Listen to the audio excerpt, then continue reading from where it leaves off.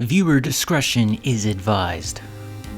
Welcome back to another Saw review. This time it is the 5th entry in the franchise, in which this is the point where all the scary movie franchises either have a shoestring idea of where to go next, or they just throw random things at the wall and see what sticks. Luckily, I can say that half of this movie has a solid plot, while the other half feels more like the writers went, oh wait, don't people die in traps? We should put some traps in here. Hello, Seth. I want to play a game.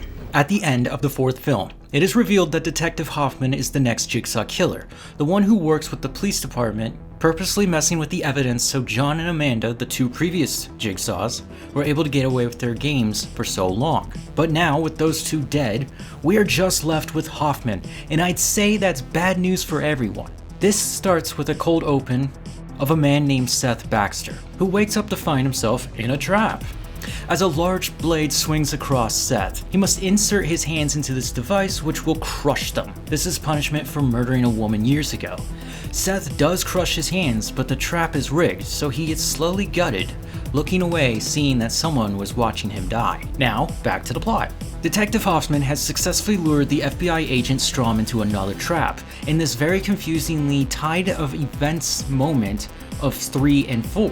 Strom's trap is, his head is encased in a glass box that slowly fills with water, but not like a little bit. He's got 2 5-gallon jugs dumping into this one small box. Brutal, but again, effective. Hoffman's intentions are to drown this man, but Strom is intelligent enough, and he uses his pen from his pocket and stabs his own throat so he can breathe through his neck while his head is submerged, and the dude lives. Question, why did Hoffman not check his pockets? Seriously, it's like one of the first things anyone would do in this situation. This trap is called the water cube. Hoffman was trying to make it out that he was the hero cop in this whole fiasco, but then he learns Strom survives, and the guy gets a little worked up. This is the actual plot of the film. Strom is recovering from his injuries, trying to learn about Hoffman's motivations. Hoffman, on the other hand, will continue John's work as he tries to outmaneuver Strom. Now, continuing John's work, Hoffman has a set of nice games going on in the background of this movie, where the characters in the traps have nothing to do with the other half, the plot. And on top of that, it's kind of hard to figure out what their real crime is for them to be deserving to be placed in these traps, but it had something to do with land and people not leaving, so they burnt the house down and it killed these people.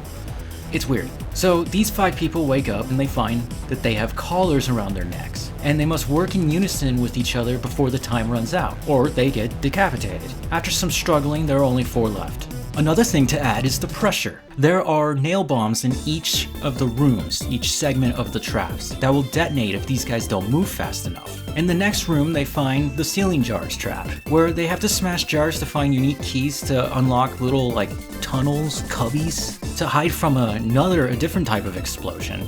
And again, they kind of fight each other over these keys, and another member is dispatched. Oh, and by the way, these traps are spaced out through editing because we jump back to see Strom learn about Seth, and we will get there. Just let me finish the traps for these guys, okay?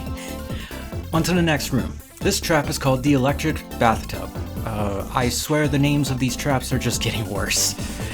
Here, the last 2 surviving members decide to kill the only black woman in the room, in which they jab metal objects in her so to send electrical currents so that there's enough voltage to unlock the next door. Okay, it's just brutal. It's not even really a trap. They just murdered someone and got away with it. Again.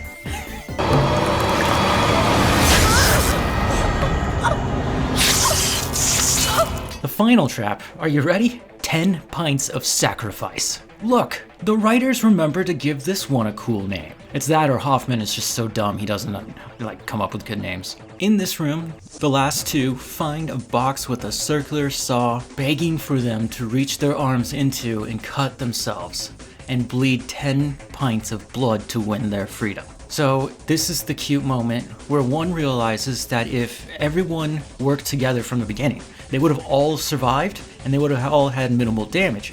Imagine instead of losing 5 pints of blood, you would have just had to lose 2 pints. Everybody could have took the shock from the tub. More people could have fit in each of those holes. The collars, they're all the same key. They could have just shared the key and not even risked yanking and pulling on each other. But it's too late. They're dead. right? So now these guys decide that they're just gonna shove their hands in and just bleed, right? This is a very frustrating moment for anyone who knows about these traps, because if you just notice, the trap is only measuring liquid. It doesn't need to be blood. Also, in the last room, wasn't there water in the bathtub? You could just pee in the thing, that should work. What's even more insane is that they both live, because they just happen to find another FBI agent, Dan Erickson, who's Strom's boss. Addendum: the thing that brings these losers together is arson, fire. And what's the natural opposition of fire? Liquid. There's a theme, bro. So back to the plot. Strom is being hell-bent in proving Hoffman is the Jigsaw killer, and has retraced the steps of the past victims and lands on Seth Baxter's case file.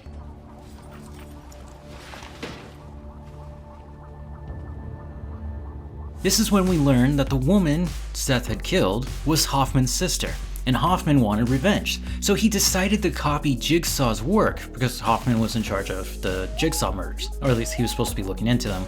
But he does not play by Jigsaw's rules. Looking back at this moment, it would have taken Hoffman a lot of work to replicate Jigsaw. From Billy being on screen, his voice augmentation, and trying to install a gigantic pendulum. I think somebody would have noticed. Well, in the flashback, John learns about this copycat and abducts Hoffman. Hoffman wakes up to find himself in Jigsaw's workshop, where he has a shotgun tied to his chest and poised to blow his head off if he moves too much. And this is when John basically just blackmails Hoffman into being his apprentice. John speaks in an awful circle known as conundrums, further stating killing is distasteful. Killing is distasteful to me. And if you get hung up on this understanding, John Kramer believes that he's correct in having gone through death therapy himself, and also he has a brain tumor, so he's not really all cognitively there. But this is strange because John usually has a personal connection with his apprentices, while with Hoffman he's just like, I need a meathead and you're a cop and that's a bonus. But unlike other Jigsaws, Hoffman is very lethal, and he is not afraid of a fight. Like I said, this makes no sense when I come to Saw. I like the story and that's why I'm here, while most other people come here for the traps. It's fine, I just love this franchise differently. But to make a movie in two halves is just strange. I know the writers had about a week to write the story, and it's not bad for having a viewable product with a limited budget of $10 million. But these two aspects combined often lead to lesser quality in production, and you will really feel it starting with this movie and beyond into the franchise. They just come up with random characters to get brutalized in these traps. Okay, Saw 5 is a clear 3 out of 5, middle of the road, and it's sadly the conclusion of Strom's character because Hoffman gets him at the end, which is a big bummer for me. I kinda enjoyed the cat and mouse game. Again, I'm here for the story. What's happening is that Hoffman is not just a serial killer, but he's also a cop killer, which will make his life very difficult for him. One thing that kind of gets me down at this point of the franchise is that 4 and 5 just haven't been hitting the same strides that the first 3 films have. And that's a concern. The blame is killing John in the 3rd movie, and they continue to beat the dead horse so that a new installment comes out every year. But I can say this, like Harry Potter, the 6th movie is one of the best ones. Thanks for watching. We are now officially halfway through this franchise unless they make another one. I'm trying to hurry up, but I probably will wait a minute before I do the next one. Oh, and genuinely curious if anyone likes this movie. Leave it in the comments, please. See ya.